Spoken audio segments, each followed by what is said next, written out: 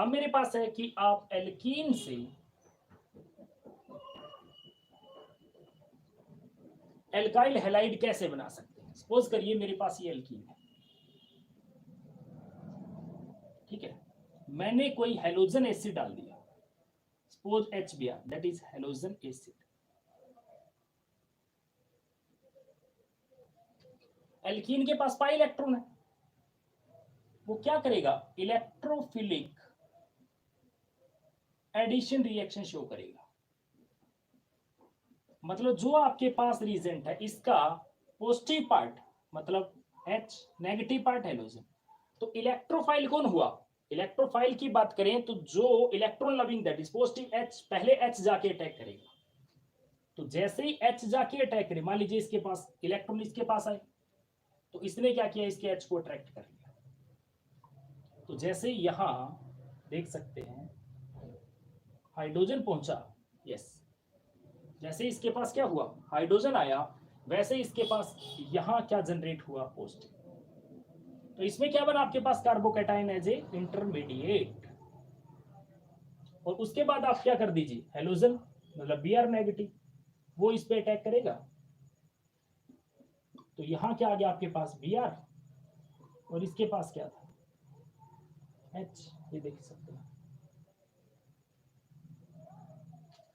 Okay, halogen add हो गया और एक हाइड्रोजन ऐड हो गया, clear, hydro halogenation of alkene. लेकिन इसकी बात करूं तो ठीक है, चलो ये तो मैकेनिज्म हुआ। अगर मैं इसकी बात करूं, ऐसे केस में मेरे सामने कंडीशन क्या है कि जो इसका पॉजिटिव पार्ट है, तो आप ये तो क्या हुआ, एल्कीन जनरल एग्जांपल लिया, मान लीजिए मेरे पास कोई एसिमेट्रिकल एल्कीन होता, ये देखिए, और मैंने क्या कर दिया, HBr ऐड कर दिया। तो HBr ऐड कर दिया तो देखिए इनके बीच में है ना डबल बॉन्ड, तो H किसको दूं और Br किसको दूं, क्वेश्चन ये उठता है। तो ऐसे केस में आपको क्या देखना है, आपको देखना है मार्कोनिकोव रूल।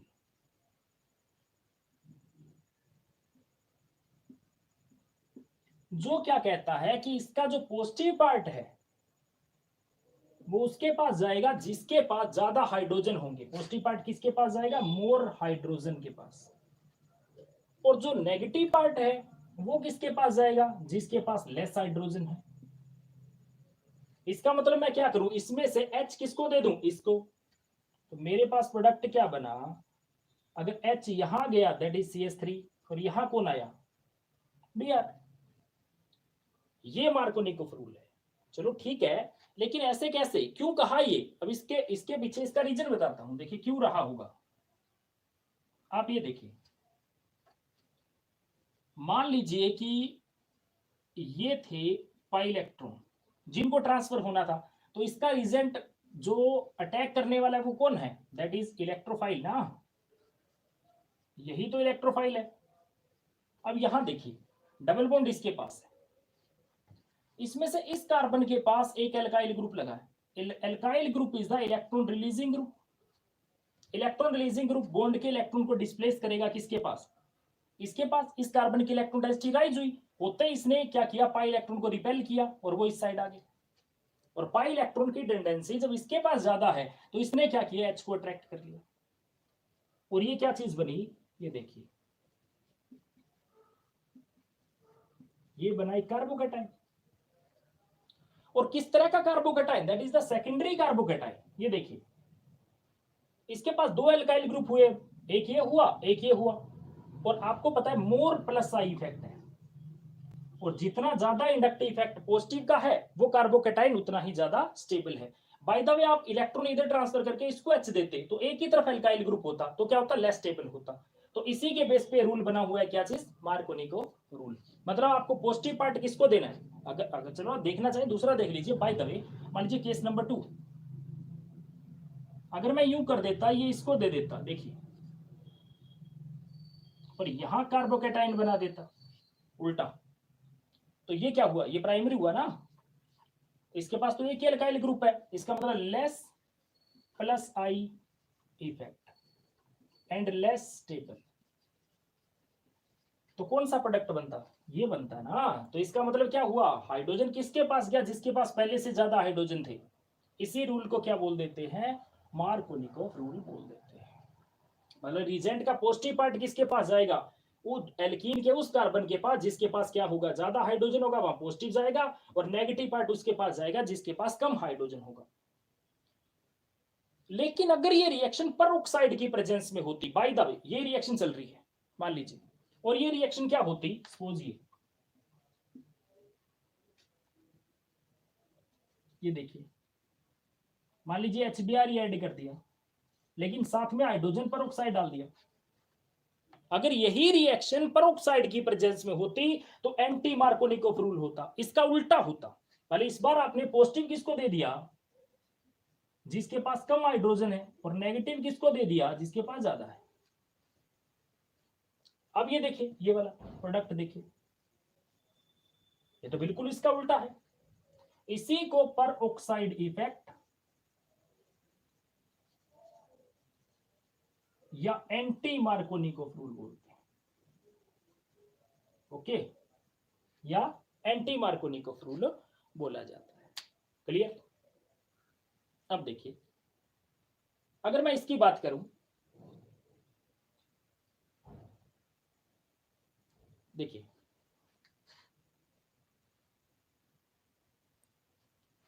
आपको याद ये रखना है कि जो एंटी मार्कोनिकोव रूल है वो सिर्फ और सिर्फ किस केस में लगता है, HBr के केस में।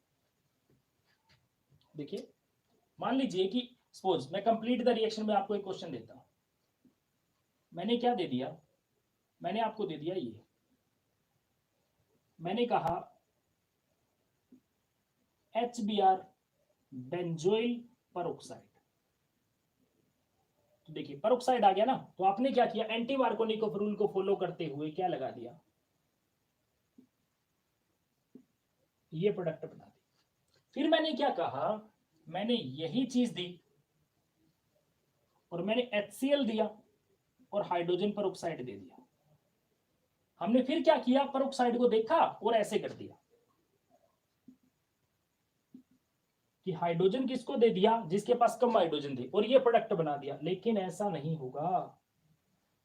क्यों नहीं होगा, क्योंकि जो परऑक्साइड इफेक्ट है वो सिर्फ किस में लगता है, सिर्फ HBr के केस में लगता है। मतलब ये सिर्फ किस पे एप्लीकेबल है, applicable for HBr only, note for किस किस के लिए नहीं है, note for HCl, HF, HI, इनके लिए नहीं है। अब आपसे पूछे ऐसा क्यों नहीं है, तो इसमें देखिए दो स्टेप है। दो स्टेप में पहला स्टेप, अगर मैं थर्मोडायनेमिक्स की बात करूं, किसी का भी डेल्टा जी अगर नेगेटिव है, वो रिएक्शन क्या होती है, स्पॉन्टेनियस होती है। अब डेल्टा जी के अंदर कंट्रीब्यूशन किसका होता है, डेल्टा जी में डेल्टा एच का कंट्रीब्यूशन होता है। तो क्या होता है, इसमें जो दो स्टेप है, पहले वाले के अंदर दोनों ही स्टेप के अंदर एंडोथर्मिक है, ओवरऑल डेल्टा जी क्या आ जाता है इसका, पॉजिटिव। तो ये रिएक्शन नहीं होती, मतलब फ्लोरीन के केस में।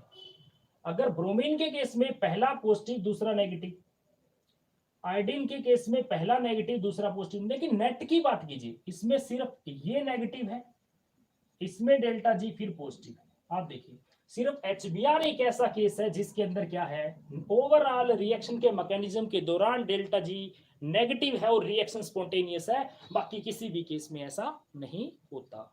ओके, तो ये क्या था, ये कि आप मार्कोनिकोव रूल क्या है, एंटी मार्कोनिकोव रूल क्या होता है, और आप एडिशन कैसे करेंगे। ठीक है, इसी के दौरान देखिए, मान लीजिए कि आपको एल्कीन ही दिया,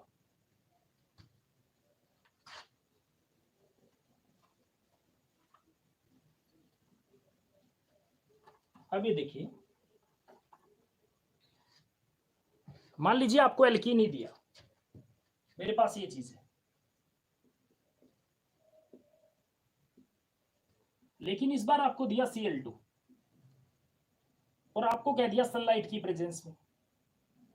अब आपने कहां लगाया Cl, देखिए हालांकि डबल बॉन्ड आपके पास है, दोनों हेलोजन एक दूसरे के साथ अटैच कर सकते हैं, लेकिन नहीं करना। फ्री रेडिकल मैकेनिज्म के साथ अगर आपको फॉलो करना है तो सब्स्टिट्यूशन रिएक्शन फॉलो करनी है, याद रखिएगा। तो या स्ट्रॉन्ग हीट कर दिया, मान लीजिए आपको इसकी बजाय क्या दिया, स्ट्रॉन्ग हीट कर दिया हमने, तो आपने डबल बॉन्ड को नहीं लाना, आपने उससे आगे वाले का हाइड्रोजन हटा के हेलोजन से रिप्लेस कर देना है। ये देखिए Cl। तो ये किसको फेवर कर रहा है? ये है सब्स्टिट्यूशन रिएक्शन, देख सकते। लेकिन बाय द वे यही चीज आपके पास है, देखिए आपको कहा Cl2 ऐड कर दिया भाई, कार्बन टेट्राक्लोराइड या Br2 ऐड कर दिया इन the presence of carbon tetrachloride. ऐसे केस में आपने डबल बॉन्ड के साथ दोनों Br अटैच कर देंगे।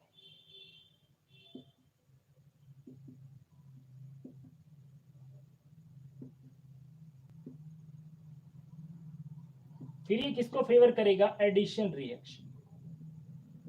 तो कंप्लीट द रिएक्शन में आपसे पूछा जा सकता है, ठीक है। तो एडिशन, तो ये एल्कीन के अंदर आपको वहां बता दिया था, ठीक है। अगर इस रिएक्शन के मैकेनिज्म की भी बात करूं तो Br2 कैसे होता है, देखिए ये पाई इलेक्ट्रॉन्स, ये Br Br Br, तो पहले क्या होता है? साइक्लाइजेशन होती है ऐसे, ओके। जब ये साइक्लाइजेशन है, इसका मतलब क्या हुआ? एक बॉन्ड जब इसके साथ बनेगा तो एक रिलीज हो जाएगा ना, सपोज ये पॉजिटिव और ये नेगेटिव पार्ट है, ठीक है। और वो किसकी वजह से? अब आप सोच रहे होंगे कि सर Cl2 जो था या Br2 जो था वो तो न्यूट्रल था, आपने कैसे प्लस माइनस में तोड़ दिया? नहीं, ये पाई इलेक्ट्रॉन्स है और ये Br2 का मोलिक्यूल है, देखिए इसने क्या किया? इस पाई इलेक्ट्रॉन ने इसके इलेक्ट्रॉन क्लाउड को रिपेल कर दिया, जिसकी वजह से ये इलेक्ट्रॉन डिस्प्लेस होकर थोड़ा सा इसके पास नेगेटिव, इसके पास पॉजिटिव, और इन पाई इलेक्ट्रॉन ने इसको अट्रैक्ट किया। तो पाई इलेक्ट्रॉन अट्रैक्ट करे तो सेंटर तो पाई इलेक्ट्रॉन हुआ ना, देखिए। और बाद में क्या होगा? ये सेंटर पाई इलेक्ट्रॉन की बजाय कार्बन एटम के साथ इसने क्या कर लिया? इसने कर लिया साइक्लाइजेशन, देख सकते हैं। ये देखिए,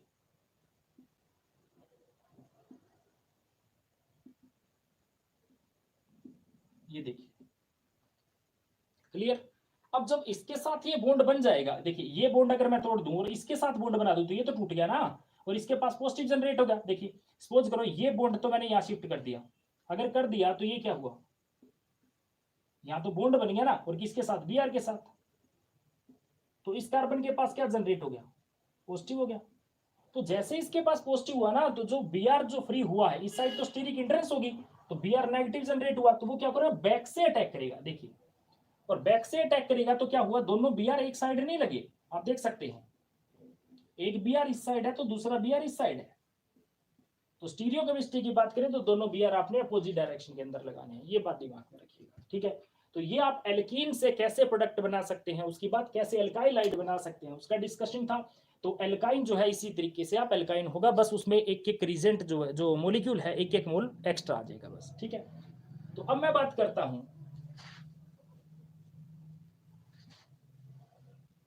फ्रॉम एल्कोहल।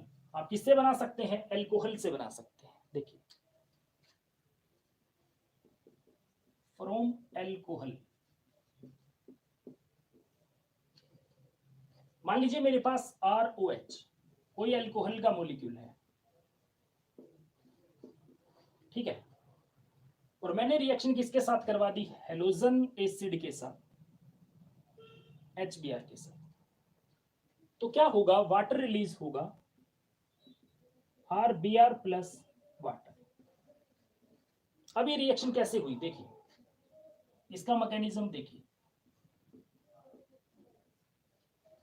अगर इसके मैकेनिज्म पे चलूं तो सबसे पहले स्टेप में जो एल्कोहल का हाइड्रोक्सिल पार्ट था, उसका जो ऑक्सीजन था जिसका लोन पेयर सबसे पहले प्रोटॉन को अट्रैक्ट करता है। और ये बात मैं बार बार कह रहा हूं कि एरो की डायरेक्शन आप नेगेटिव टू पॉजिटिव दिखाइएगा, ये मत कह दीजिएगा कि H पॉजिटिव ने जाके अटैक किया, एरो इधर दिखा दो, ये बिल्कुल नहीं करना। तो पहले स्टेप में क्या हुआ? देखिए ये इसके पास H पहले ही था, ये अब लग गया और ये आया पॉजिटिव, प्रोटॉन ऐड हुआ। और सेकंड स्टेप में आप क्या कर दीजिए? सेकंड स्टेप में ये इलेक्ट्रॉन देखिए इसको दे दीजिए, ये हुआ डिहाइड्रेशन, पानी बाहर चला गया, मेरे पास R के पास positive and water release, clear.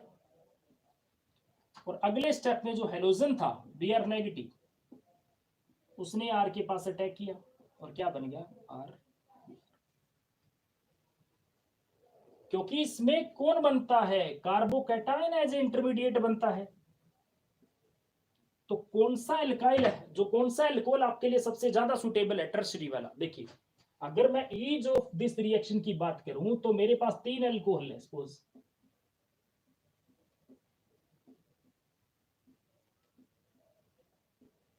ये देखिए एक ये है,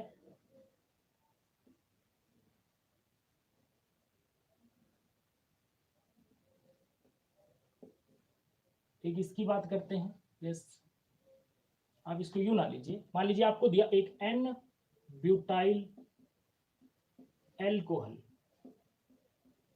that is CH3 CH2 CH2 OH, sorry butyl, तो CH2 OH ये हुआ।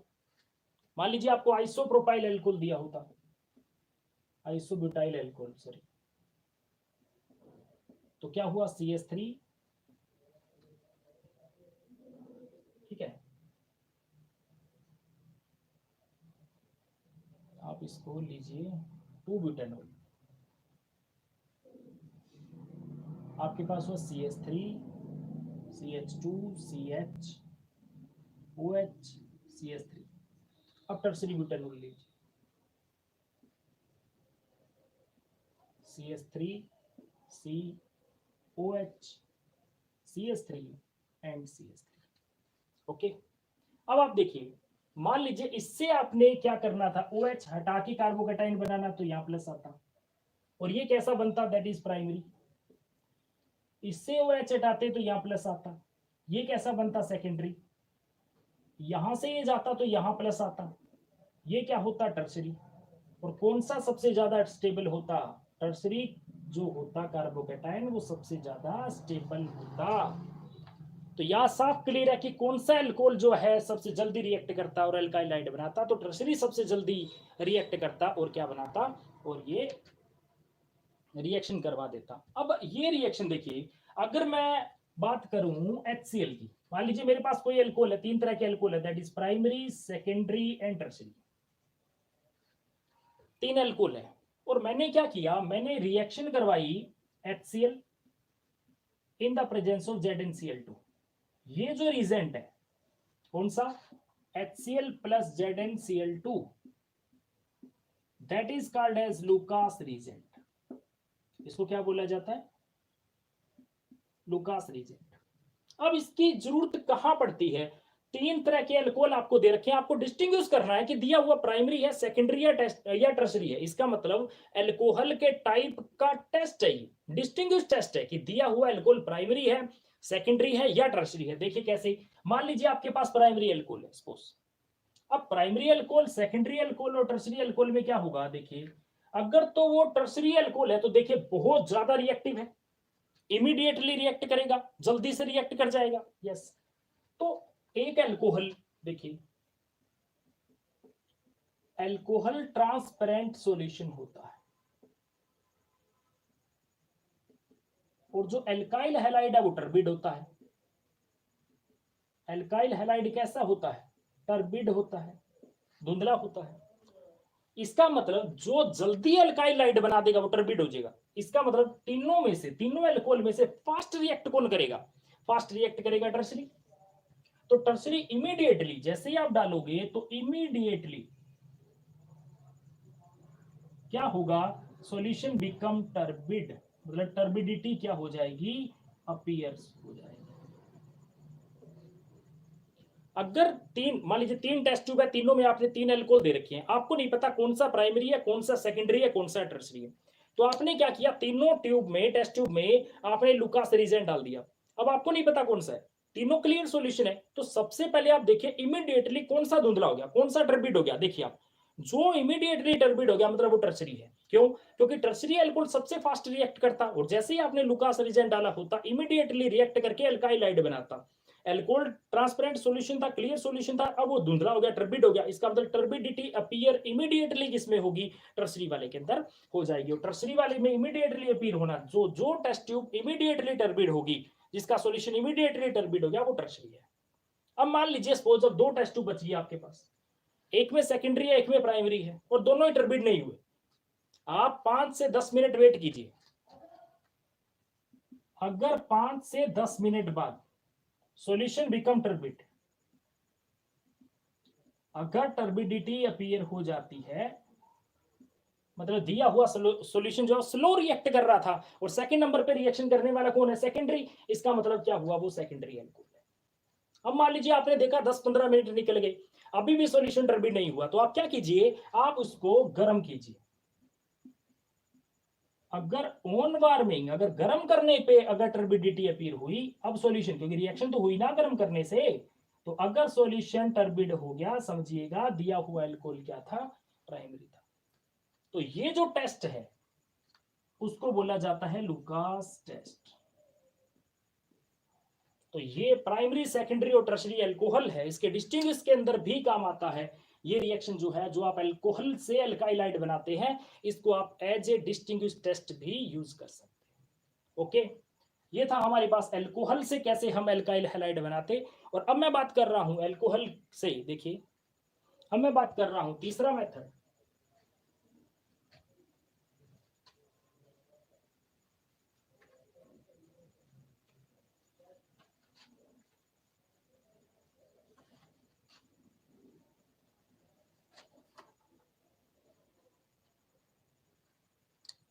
देखिए third is the halogen exchange.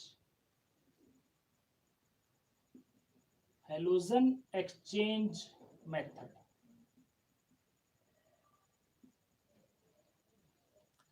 याद हो मैंने स्टार्टिंग में एक बात बोली कि आप क्लोरीनेशन कर सकते हैं, आप ब्रोमिनेशन कर सकते हैं, ना ही तो आप फ्लोरिनेशन कर सकते, ना ही आयोडीनेशन कर सकते।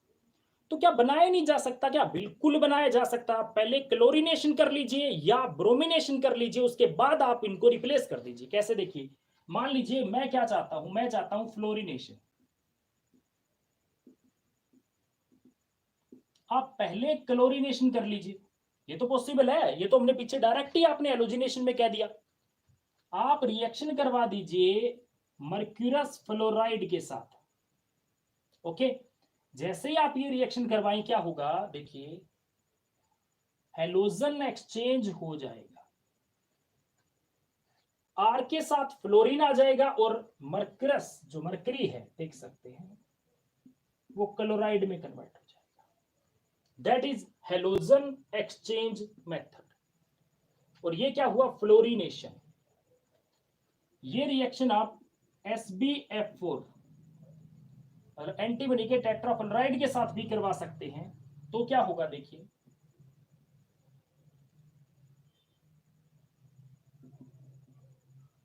ये आप देख सकते हैं, क्लियर। तो दैट इज द फ्लोरिनेशन, और इस रिएक्शन को बोला जाता है स्वार्ट्ज रिएक्शन।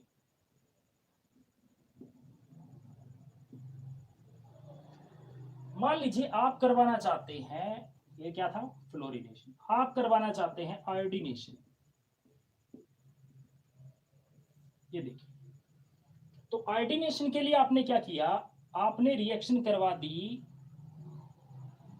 KI के साथ, इसके पास भी तो आयोडीन है, इन the presence of acetone. Okay, तो KCl बाहर और R के साथ क्या आ गया, I। और ये रिएक्शन क्या है, this is called as Finkelstein reaction. इसको क्या बोला जाता है, फिंकेलस्टीन रिएक्शन। तो ये दो बाय नेम भी पूछ ली जाएगी, फ्लोरिनेशन के लिए आपको स्वार्ट्ज और आयोडीनेशन के लिए आपको क्या करना है, फिंकेलस्टीन। दोनों में ही आप ध्यान से देखिए क्या किया आपने, हेलोजन एक्सचेंज किया, इसमें भी Cl को रिप्लेस किया बाय द फ्लोरीन, इसमें Cl replace by the iodination. तो इसका मतलब हेलोजन एक्सचेंज मेथड में आपने क्या करना है, हेलोजन को एक्सचेंज आपने करना है।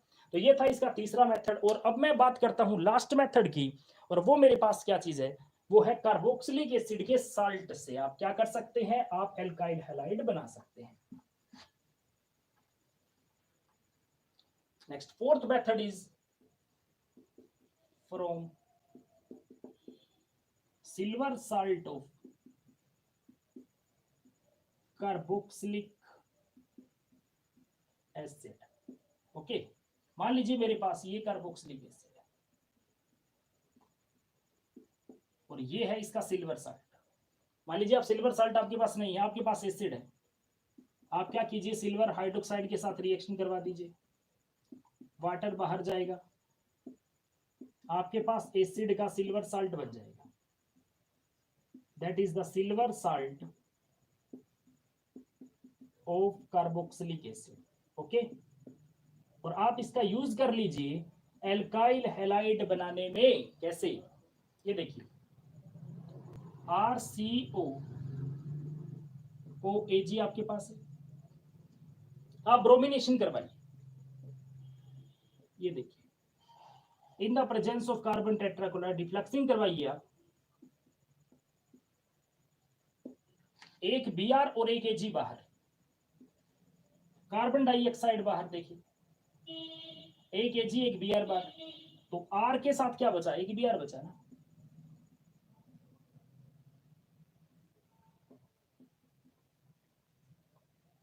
ये देखिए, ये एक तरह की क्या है, डीकार्बोक्सिलेशन। ये क्या चीज है, डीकार्बोक्सिलेशन भी है, इसमें एक कार्बन रिड्यूस हो गया, आप ध्यान से देख सकते हैं, एक कार्बन कम हो गया जो एल्काइल हाइड आपके पास बना। ओके, अब हम बात करते हैं ये इसके मैकेनिज्म की। तो इसकी बात करूं तो देखिए साफ क्लियर था, ये कैसे हुआ होगा, ये हुआ है फ्री रेडिकल से, पहले Ag हटा होगा, यहाँ एक रेडिकल जो मेटल है, मेटल से ऑलवेज इलेक्ट्रॉन ट्रांसपोर्ट वाली बात करता हूं, तो इसके पास क्या आया, देखिए O नेगेटिव, इसमें यहाँ इलेक्ट्रॉन यहाँ ट्रांसफर हुए होंगे और Br बाहर, ये देखिए कार्बन डाइऑक्साइड बाहर जाते ही R रेडिकल, और R रेडिकल Br रेडिकल के साथ कंबाइन होके RBr में